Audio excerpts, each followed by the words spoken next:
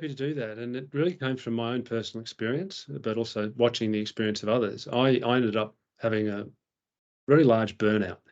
I could have dropped dead. I was having I had to have two heart operations to emerge from it. And it was like, what happened there? Like what was that about? And what I realized is I often say to people, you can live in it. You feel well when you're living in resonance with your values, like who I am as a person. I'm turning up to work. And I was very blessed that I'd set up a nonprofit.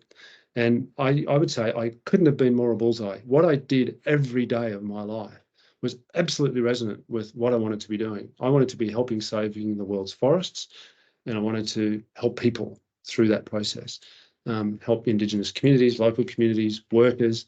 No good if we've got a beautiful protected forest, but the workers in the factory that are processing the wood are all slave labor or under terrible conditions. So I wanted to do all these things, and that's what I was doing. I was in an absolutely beautiful place, but what I didn't do on the journey was look after my self-care.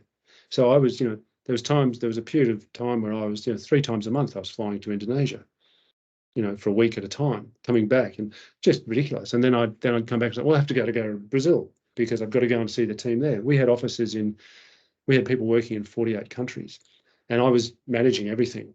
Of course, I had a team of directors, but I was sort of the leader and central to the organisation, and I just threw myself into it because guess what? I was resonant. I was doing everything I wanted to do, but I came down that wellbeing ladder because I didn't stop. I didn't look after my physical well-being. I didn't look after my mental well-being. I was constantly under stress. I probably wasn't doing too bad at my emotional and spiritual well-being, but it meant that I couldn't do much of it. I get that when I go to the forest, and I just didn't get it because I was never a chance to be there. So I saw all this, and I thought, well, and then I saw other people and thought, wow. And so I came up with the concept of the ladder being a representation of where you are in any one moment. And you can go up and down the ladder. It's a ladder, right? So you can go up and down at any time.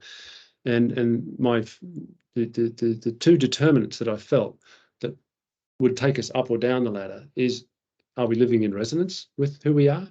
And are we looking after our self-care practices to help we can recharge our battery? And I found that in the middle of the ladder, the middle rung was I just called living. The middle rung is living. And that's what I think is this threshold moment. You turn up to work, it's okay. It's not really that exciting. You're getting a salary, but it's probably not great. You can go on a bit of a holiday. Things are a bit stressful at home. The kids are, I remember a TV ad at once, the kids are screaming, the wife's got a sore throat sort of thing, and nothing's really exciting you. Nothing's making you miserable. You're living, right? How many people spend their life like that? That's in the middle of the ladder. Now, below the ladder is when we start getting in trouble, and that's when we're just surviving. It's a white knuckle ride. You are hanging on. You're not really happy in work. You're not really happy. And I don't like to talk about work and private life.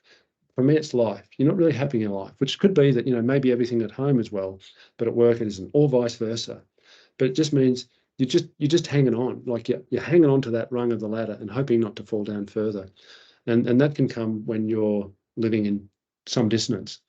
And that could be the dissonance you feel in your relationships, which could be a work relationship or a private relationship. Maybe you are getting bullied at work, or and this is not just about adults. You could be getting it as a child. You could be getting bullied at school, for example.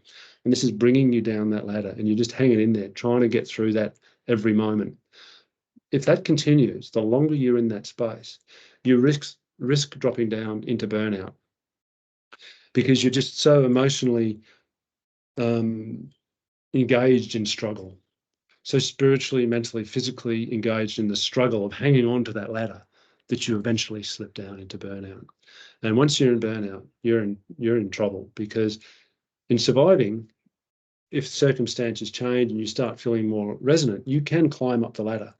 But once you get into burnout, you generally need a bit of help to find your way out of that ladder, from my experience. Or at least you need a lot of time and a lot of intentional work, which could be like, for me, I went to the forest a lot. But the problem with burnout, the next step below burnout, is what I called derelict. And then the one below that is dead. And it's a bit scary. And what I learned is, below burnt out, when you're really destroyed, you get into this you can get into this derelict state where you are destroyed, more or less. And you really need a lot of help to get out of that. And that's where things like substance abuse, all sorts of things, and even thoughts of suicide, all of these things can come to you. Even in burnout, even in surviving, those things can start finding their way into your life. The trouble I found is that there's a trapdoor that goes from burnout to dead. And that I don't think I ever got into derelict, but my heart problem was such that I could have got a blood clot and I could have just dropped dead. So once you're in burnout, it's not looking at the ladder saying, it's okay, I'm not derelict, I can find my way. No, the physical manifestations of being in burnout could be such that you could just go through the trapdoor and die. So it's pretty scary stuff. And I met so many people in that place. So that's the bottom of the ladder. What happens if you are living in resonance and you are looking after your self-care is you move from just being and living. You start what I call connecting. And you're connecting with yourself, and you're connecting with nature, and you're connecting with others, and it feels good. And so the resonance factors start to come in. It's like, you know what? That person who was treating me bad is either changed or they've left my life. Something's changed. So I'm not having that dissonance weighing me down. I'm starting to feel good. And then, it's like a new shirt. It feels pretty comfy. And then once you get beyond that, the next step up the ladder is thriving. So you start to really thrive. Your emotional well-being feels good. Your spiritual, physical, mental well-being. It's like, wow, this is where I need to be. I'm thriving. All relationships are going pretty well. You're living in great resonance.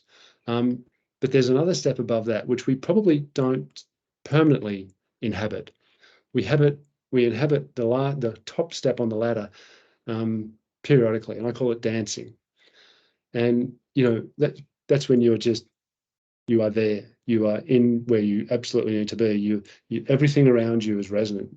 The personal relationships you have, at home or at work, the work that you're doing is absolutely aligned with your values. The way you spend your day is absolutely aligned with your values. You are dancing, and you have an opportunity. Dancing really comes when you're thriving, but you have an opportunity to do something that just rings your bell. And it could be a little project that you're given to work on in your work. And you achieve it with a wonderful team and an excitement. And it's like, bing. And for that moment, you're dancing. And so what my experience is you can stay in those upper layers of the ladder, that connecting, thriving, and dancing, if you really, truly live in resonance with who you are as a person. And if you feel dissonance, I call it navigating by resonance. If you feel dissonance, move away from it. Or if you can't move away from it, you need to confront it. You need to talk to the person that's creating dissonance for you, or you need to look at the situation that's creating dissonance for you. Because if you don't, you'll come quickly down that ladder. And so that resonance and dissonance is this navigating by resonance is about going towards the resonance and away from dissonance. Or if you can't move away from it, doing what you can to deal with it. And if you can't deal with it, you've got to change your situation. That's the sort of quick overview of the wellbeing ladder. Thanks for asking.